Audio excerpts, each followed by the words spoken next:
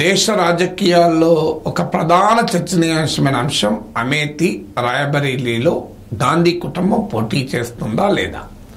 వాస్తవానికి ఈ డిబేట్ని అవాయిడ్ చేయాల్సి ఉండే.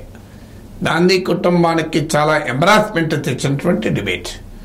ఈ డిబేట్ అవాయిడ్ చేయకపోగా క్లోజ్ చేసిన తీరు కూడా బీజేపీకి అడ్వాంటేజ్ ఇచ్చింది.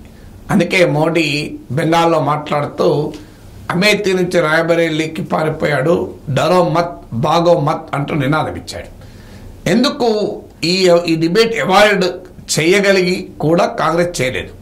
అవాయిడ్ సులభంగా అయి ఉండేది. ముందే గనక అభ్యర్థులను ప్రకటించుంటే అమేథీ నుంచి రాయబరేలీ నుంచి ఈ డిబేట్ ఉండేది కాదు. కానీ రాహుల్ గాంధీ ప్రదర్శించిన వీక్నెస్ ఏంటంటే వాయనాడులో ఎలక్షన్ పూర్తయ్యేంత వరకు అమేథీ రాయబరేలీలో తాను పోటీ చేస్తాడా చెయ్యడా అనే దాన్ని ఓపెన్ ఎండ్గా పెట్టాడు. అంటే వాయనాడులో తన గెలుపు పైన ప్రభావితం చూపుతుంది అనేటువంటి బలహీనతను రాహుల్ గాంధీ ప్రదర్శించాడు. వాస్తవంగా వాయనాడు కాంగ్రెస్ కు యూడిఎఫ్ కు కంచుకోట. ఇండియన్ యూనియన్ ముస్లిం లీగ్ మద్దతు ఉంది. అందువల్ల కాంగ్రెస్ పార్టీకి వాయనాడులో గెలవడం అనేది పెద్ద కష్టం కాదు. అక్కడ ఫైట్ సిపిఐతో ఉంది, బీజేపీతో కాదు. కానీ వాయనాడులో అనుమానం వ్యక్తం చేయడం ద్వారా కాంగ్రెస్ పార్టీ రాహుల్ గాంధీ తన బలహీనతను ప్రదర్శించాడు. వాయనాడు ఎలక్షన్ అయిపోయిన తర్వాత తాను రాయబరేలీలో పోటీ చేస్తున్నట్లు ప్రకటించాడు. అది కూడా అమేథీ కాక Raebareli. At least something is better than nothing అంటారు.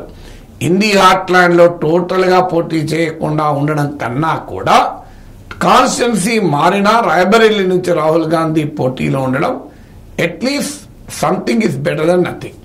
కానీ బట్ ఆ పోటీ అమేథీ కాక రాయబరేలీ పోటీ చేయడం ద్వారా కూడా బీజేపీకి ఒక ఆయుధం ఇచ్చింది గాంధీ కుటుంబం. రెండవది ప్రియాంక రంగంలో దిగకపోవడం.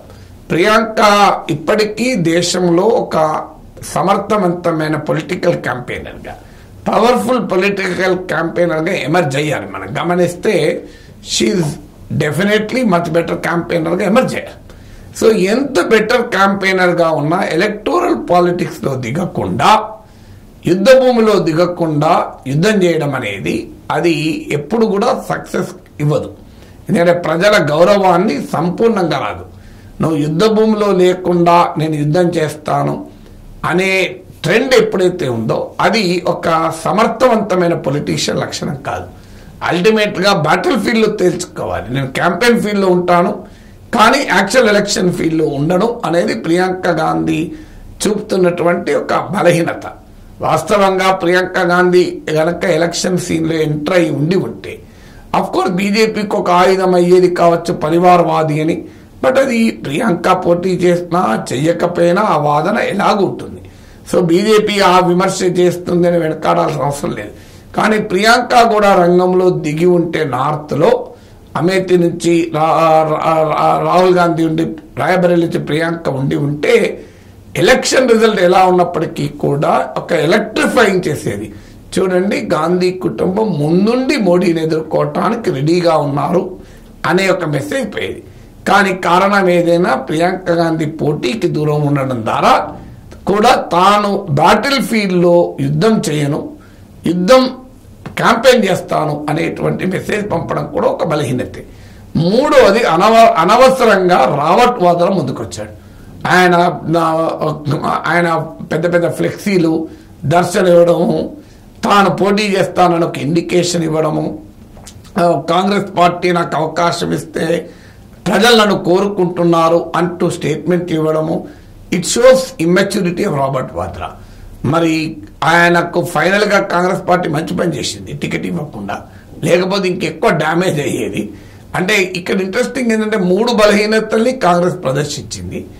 అంతే సమయంలో కొంత గొప్ప మూడిట్లో కూడా బెటర్ రిజల్ట్, బెటర్ ఎండింగ్ ఇచ్చింది. ఉదాహరణకు రాహుల్ గాంధీ అసలు మొత్తానికే హిందీ ప్రాంతంలో పోటీ చేయకపోవడం కన్నా రాయబరేలీ పోటీ చేయడం బెటర్. ప్రియాంక గాంధీ పోటీలో ఉంటే బెటర్గా ఉండేది. కానీ ఆ పోటీలో లేకపోయినా రాబర్ట్ వాద్రాను దూరం పెట్టడం ద్వారా ఒక మంచి మెసేజ్ పంపారు. సో ఆ రకంగా కానీ అసలు రాబర్ట్ వాద్రా ఎంటరే కావాల్సిన అవసరం లేదు, అది అవాయిడ్ చేయాల్సిందే. సో దాని ఏదో పోటీ చేసినట్టు ఎందుకు ఎంటర్ అయ్యాడు. అందువల్ల గాంధీ కుటుంబం చేసిన ఈ మూడు మిస్టేక్స్ ముందుగానే అమేథీ నుంచో రాయబరేలీ నుంచో పోటీ చేస్తానని చెప్పాల్సిందే. ప్రియాంక గాంధీ రంగంలో దిగాల్సిందే. రాబర్ట్ వాద్రా అనివార్యంగా ఎంటర్ కాకుండా ఉండాల్సిందే.